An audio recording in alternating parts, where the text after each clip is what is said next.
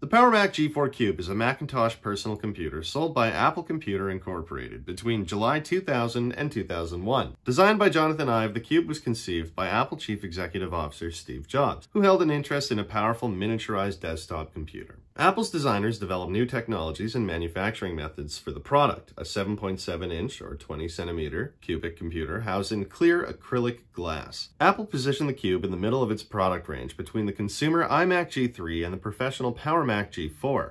The Cube was announced to the general public at the Macworld Expo on July 19, 2000. The Cube won awards and plaudits for its design upon release, but reviews noted the high cost of the machine compared to its power, its limited expandability, and cosmetic defects. The product was an immediate commercial failure, selling only 150,000 units before production was suspended within a year of its announcement. The Cube was one of the rare failures for the company under Jobs, after a successful period that brought the company back from the brink of bankruptcy. However, it ultimately proved influential to future Apple products, from the iPod to the Mac Mini. The Museum of Modern Art, located in New York City, holds a G4 Cube as part of its collection. Overview. The Power Mac G4 Cube is a small cubic computer suspended in a 7.7 by 7.7 by 9.8 inch acrylic glass enclosure. In centimeters, that's 20 by 20 by 25. The designers intended the transparent plastic to give the impression that the computer is floating. The enclosure houses the computer's vital functions, including a slot-loading optical disk drive.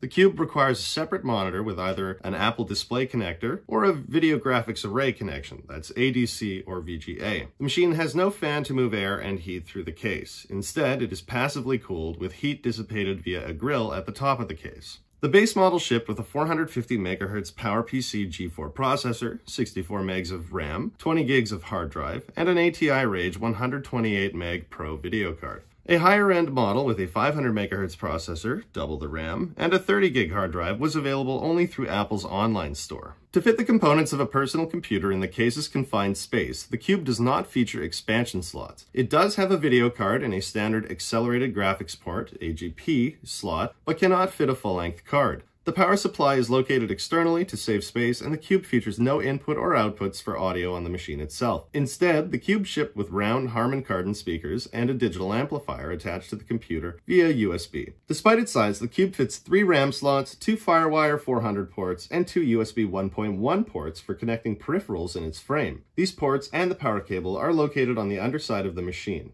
Access to the machine's internal components is accomplished by inverting the unit and using a pop-out handle to slide the entire internal assembly out from the shell. Development.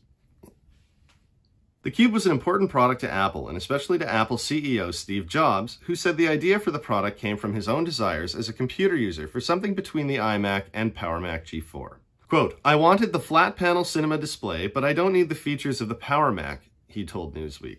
Jobs' minimalist aesthetic influenced the core components of the design, from the lack of a mechanical power button to the trayless optical drive and a quiet fanless operation. The design team at Apple, led by Jonathan Ive, attempted to fit the power of a desktop in a much smaller form factor. Ive saw traditional desktop tower computers as lazy, designed around what was easiest for engineers. The Cube represented an internal shift in Apple, as the designers held increasing sway over product design. The New York Times called the Cube, quote, "pure industrial design," hearkening to the Bauhaus concepts. The Cube represented an effort by Apple to simplify the computer to its barest essentials.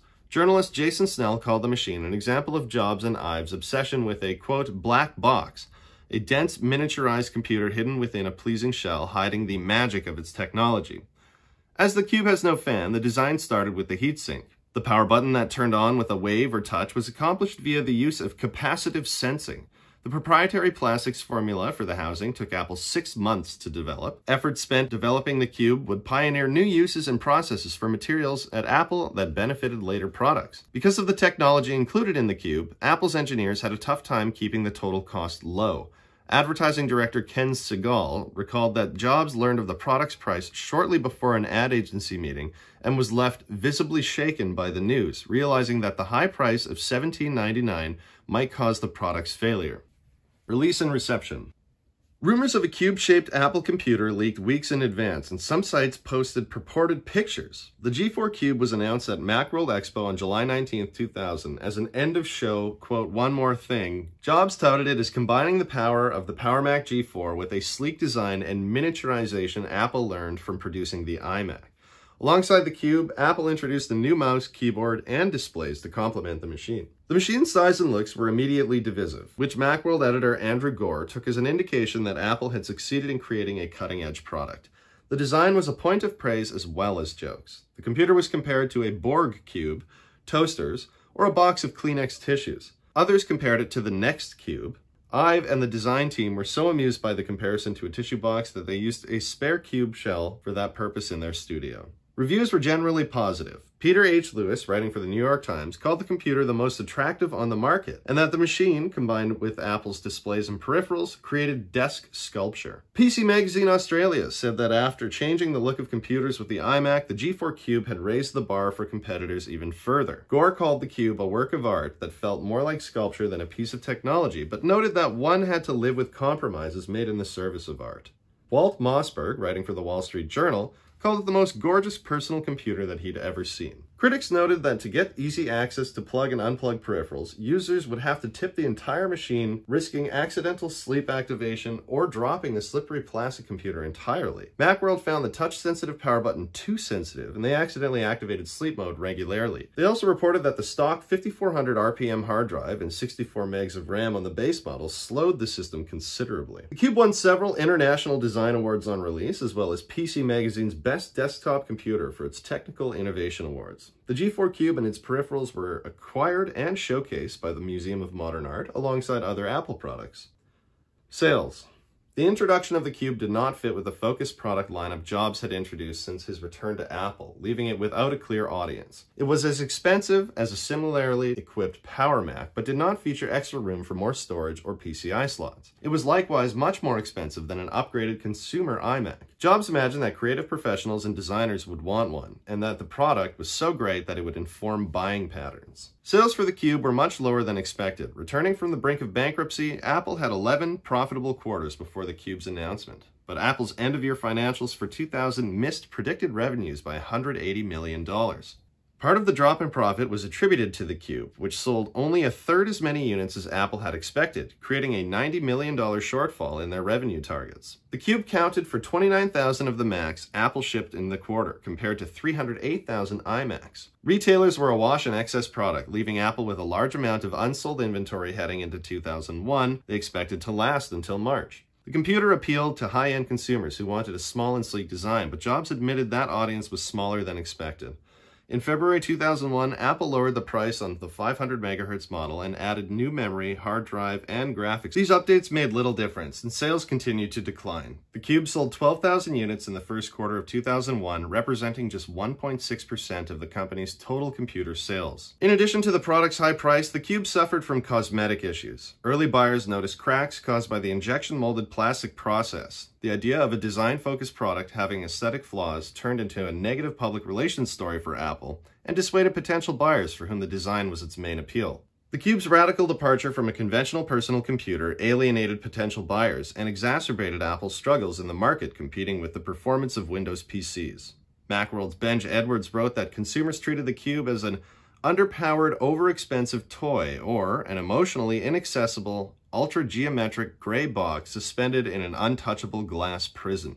The lack of internal expansion and reliance on less common USB and FireWire peripherals also hurt the computer's chances of success. Despite Jobs' clear love of the computer, he was quick to axe the underperforming product. On July 3, 2001, an Apple press release made the unusual statement that the computer, rather than being canceled or discontinued, was having its production suspended indefinitely owing to low demand. Apple did not rule out an upgraded Cube model in the future, but considered it unlikely. Business journalist Karen Blumenthal called the Cube Jobs' first big failure since his return to Apple. Jobs' ability to quickly move on the mistake left the Cube a blip in Apple's history, according to Segal, a quickly forgotten failure amidst other successful innovations. Legacy.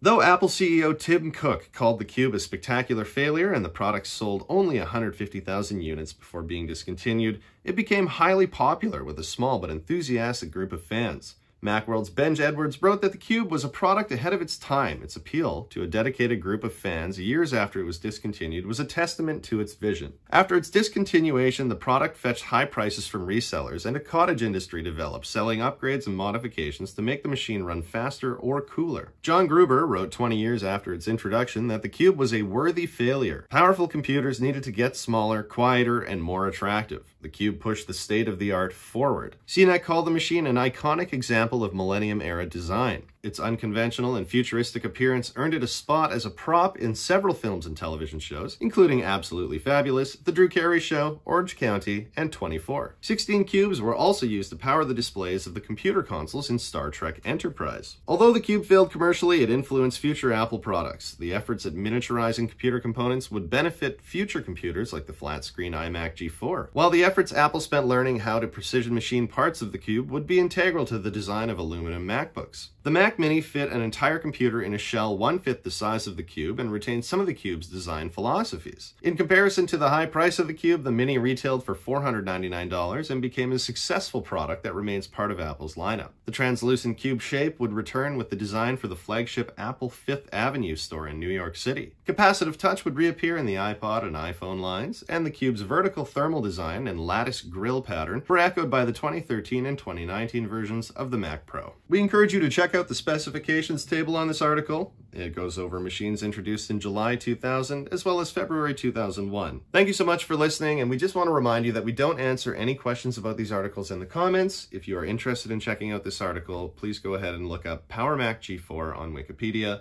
Thank you. My name is Dan. You can also check me out on my YouTube channel, Canadian Computer Collector.